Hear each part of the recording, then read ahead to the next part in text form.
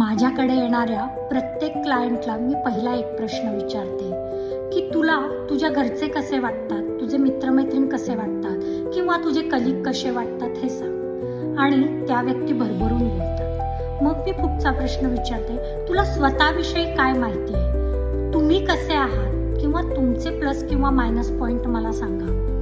पहिल्या 2 मिनिटं काहीतरी जुजबी सांगितल्यावर सगळे लोक शांत होतात आणि हे अगदी साहजिक आहे.